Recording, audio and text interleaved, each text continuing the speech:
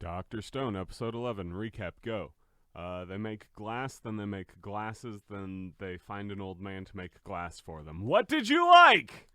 I'm a big fan of stained glass Senku right at the beginning when he's talking about how important glass is. Right at the beginning, there's this nice, church stained glass depiction of Senku working on some tool bench with a hammer in his hand. But yeah, he says that glass is the first man-made material synthesized through science, which I, I'd imagine that that's probably true. I don't feel like they'd go spitting science facts in this show and be wrong, so that's pretty neat. I never really knew that.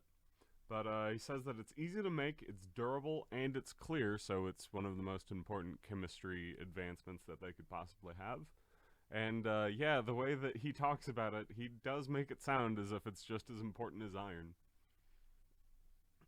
Then we get into one of my personal favorite parts of the show, which is Suica and why she wears the helmet on her face, which is because she's really crazy nearsighted. And at one point, really early on in the conversation, Chrome is wondering what her nearsightedness has to do with them making glass, because he's never heard of glasses before, and why would he have? As someone that has terrible vision, I really relate to Suica a lot. I can't imagine being in a world where literally everyone is just calling me diseased because I can't see right. That would be awful. But yeah, there's a line where Senku says that you're nearsighted as hell, and that isn't a disease, it isn't even a defect. In a technological civilization, it doesn't even bother anyone. We make eyes out of glass that see for us. Like I said, I really need my glasses, and I love them. There's no doubt in my mind that there are several situations I found myself in that if I just had my normal vision, I wouldn't be alive right now. And the first time I really came to that realization was watching this episode for the first time. And I am not ashamed to say that I broke down in manly, grateful tears for living in a time where I did have my vision and I could pull myself out of those situations.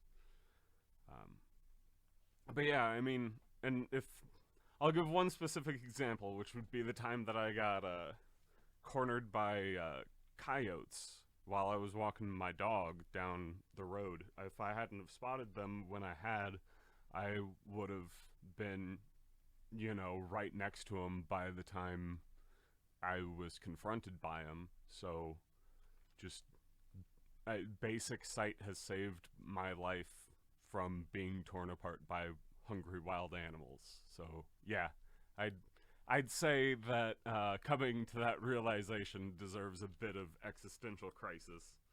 But I guess we can move on. So soap and glass, oddly chemically similar. I had no idea. Apparently, if you can make soap, you're missing like 2 ingredients for glass. I had no idea. That's really neat. So then they once they finally get Suika's glasses, they take her out to a sunflower field, and when they put her helmet with the glasses that let her see right on, there's this cute little line about how he asks if she can see what's in front of her, and she says, yeah, they're sunflowers, it's not like I can't see anything, And then he puts her helmet on, and it has this really, really beautiful artwork of a macro shot of a sunflower. And I think that seeing the complexity of plants in particular is something that's just enrapturing to a kid who grew up without being able to see. I remember when I got my glasses for the first time when I was like, 3 or 4 or 5 or whatever. Until that point, since I'm farsighted, trees had like bark on the wood, but then once it got up to the leaves were just like a green clump that hung out in the sky. I remember getting glasses for the first time and seeing leaves all together and how there were just so many of them, and it was like a swarm of ants, but they were up on a tree. It was craziness to me. I don't know. I always think that plants are one of the most interesting things for people who have vision troubles once they get glasses for the first time. I think plants are one of the most interesting things to look at because they're really complex in a million subtle ways. Like, I think that the sunflower artwork that they do is really, really good. And then once we get away from the part of the show that is impossible for Gordon to not cry during, we get to see Kinro and Jinro. And we find out that Kinro actually has the quote-unquote fuzzy sickness as well. And Jinro suggests that maybe you just tell Kohaku that that's why your strikes are so shallow for a spear fighter, is because you're striking where you think is comfortable and you don't have a fantastic depth perception. And he has this awful line which I can relate to a lot. He says that excuses are unbecoming of a grown man. So I get this philosophy. I really, really, really do. I took ADD medicine when I was a kid, and I hated it, but it made me a lot better at school, and I definitely don't.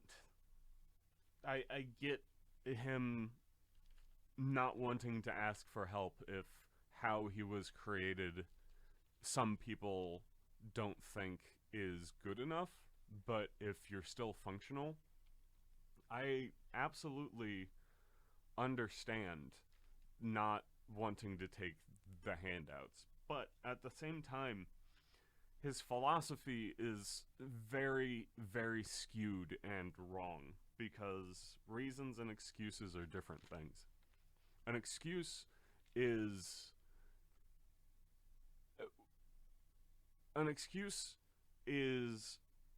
putting the blame on something else and saying that because someone else can see better than you, you won't be as good as them. But if you look at it from the reason I am not as good as this person is because I can't see very well, then you can tackle that problem. It's not... An excuse is something that you can flounder and wallow and build self-pity out of, whereas a reason is something that you can overcome. And I guess his philosophy is skewed because he doesn't think that he can view his eyes as a reason. He thinks that no matter what, there's never going to be a tool that can make it anything other than an excuse, and that's just because he doesn't really know Senku that well at this point, I think. So it's a good mix of good and bad. What I liked and what I didn't like is because I don't like one of my favorite characters just being so dumb, but at the same time, I get it and I understand why his character has to be like that for right now. Let's see, more stuff that I like. There's the, once they finally start making mass amounts of glass, like they've got Suica her glasses, and they start just like, we need to make a bunch of this stuff. They're like pouring a bunch of chemicals in or they're pouring a bunch of rocks in over the fire, and Senku's like stirring it all up, and there's this like Dragon Ball Z whenever they do their key up and all of the wind flies everywhere. That starts happening to Senku and Chrome, and I think it's really, really funny. After that, we get to meet Old Man Kasuki, because Senku and Chrome are not craftsmen, so they need to bring in a craftsman. And Kasuki is one of my favorite favorite old men in anime, mostly because he's not the pervert character. We already have that. We already have Ginro. So he's just a really cool old dude that likes to make stuff, and he has a passion for it. And Senku's got this line about how there are people like you no matter what year it is, no matter what age it is, there's always going to be cool dudes that like what they do, and they like to get better at their favorite thing. And this guy's favorite thing just happens to be making stuff, and I share Senku's respect for that. But yeah, I also like that Kaseki isn't like an old pervert guy, because they made him super crazy muscly, so he can just pull whatever girl he wants. I like it. Suica calls him grandpa. I wouldn't be surprised if there's a lot of little people who call him grandpa in that town.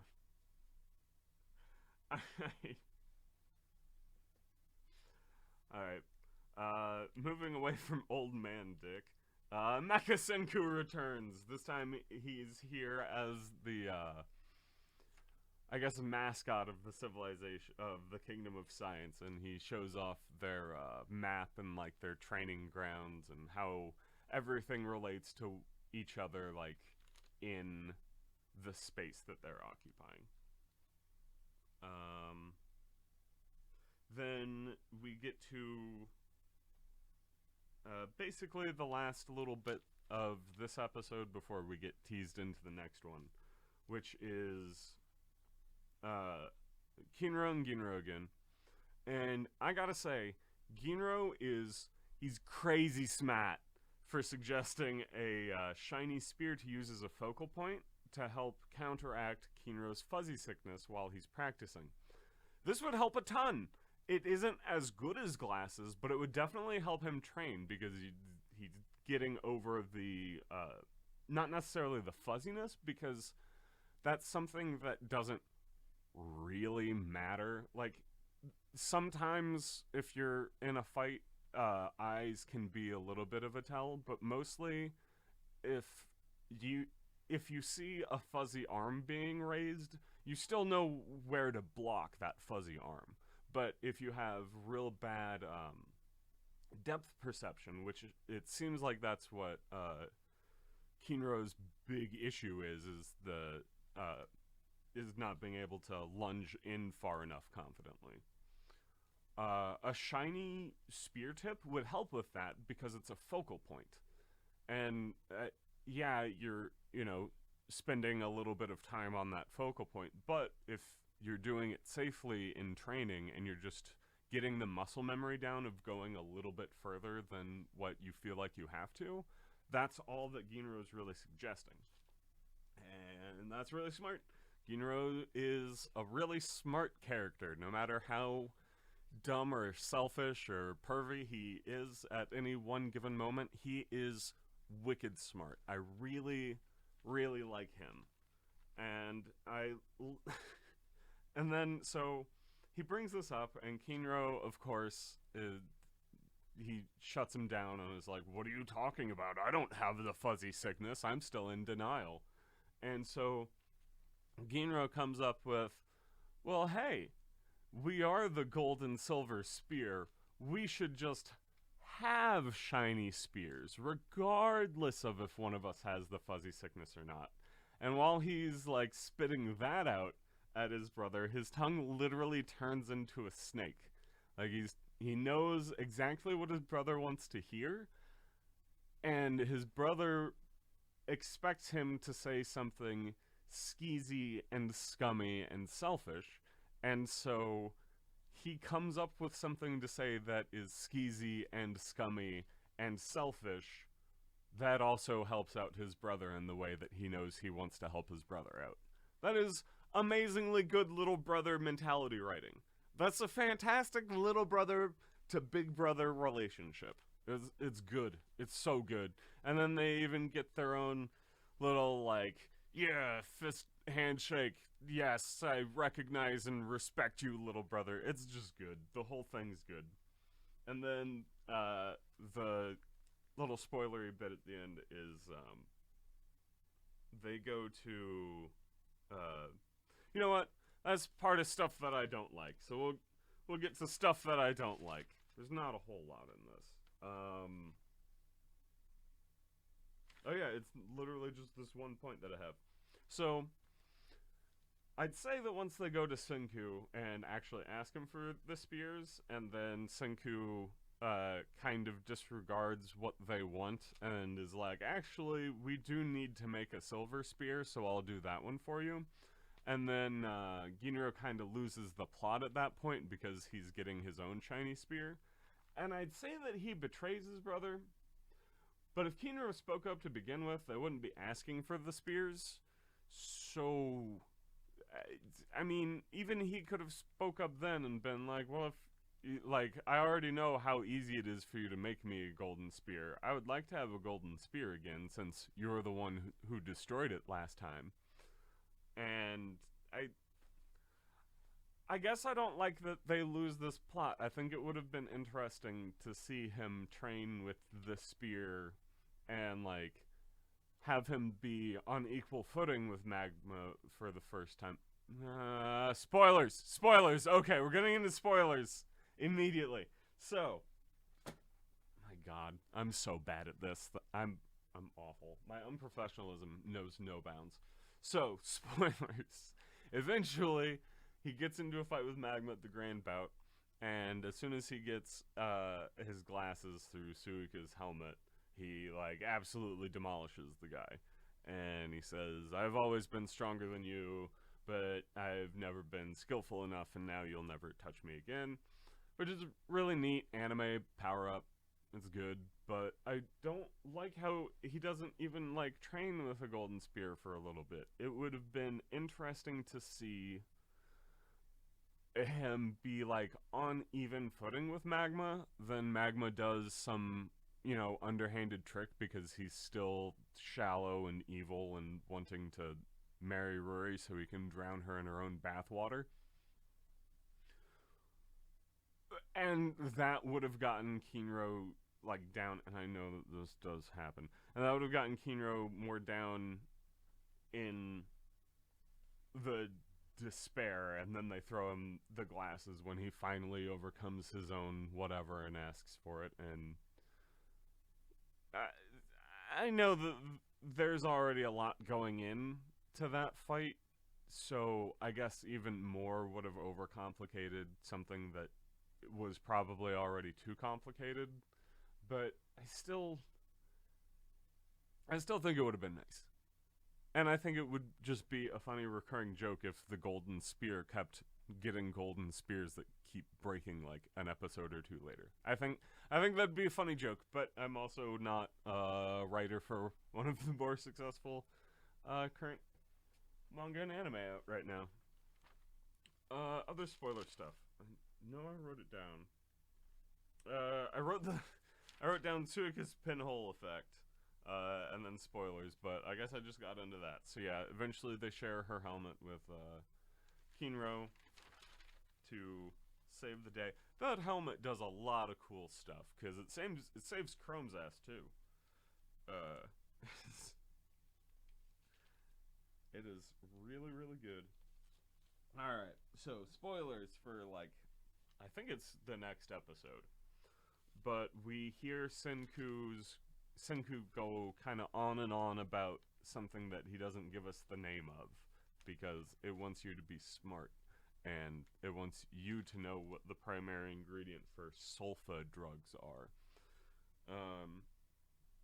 And he says that this thing is super dangerous, and just trying to get it could kill you in an instant. And he says that it's also chemistry's greatest treasure. And if you know very little about chemistry, you could probably hazard a guess, given all of the context clues that you have around him, or that he's given you. But he is indeed talking about sulfuric acid. And that is, once we get into this little that episode or 2-episode arc, whatever it is, we're gonna get to my very favorite artwork in this show. and it's not even close what my favorite artwork in this show is. It's the goddess and the evil form of the goddess. They're beautiful in every single capacity, and all of the artwork surrounding them is good. There's not a bad frame in any of the episodes that she shows up in until the war, because I don't know, I just don't like Pink Lady, and I don't like the Quiet Shadow dude, and so when they team up, I, I just don't like it. I don't know what it is about those two characters, but the one episode where they're like right up in each other's grill and working together makes me just so frustrated. And like I said, I don't really quite know why. Maybe I'll get into it once we get to those episodes. All right, closing thoughts. More stuff I like, more stuff that I didn't like. What's the big takeaway? Oh, I have no idea. The big takeaway is Gordon likes his glasses, which I do. That I do a lot. Glasses are cool. They're, in my opinion, my favorite technological advancement because they let me see. And like I said, I'd be very dead without them. I can't cheat at laser tag without them. By the way, if you have glasses, and you go to a laser tag place, if you take your glasses off, hold them out in front of your laser tag gun and shoot through them, depending on what way you hold them, then the laser will either be smaller or like way bigger. So while everyone's running around with like pistols, you have like a shotgun, and it still like marks people with your tag when you do that. It's a great way to cheat at a kids game. So I guess that's the moral of the story. People with glasses are better because they can shoot at laser tag.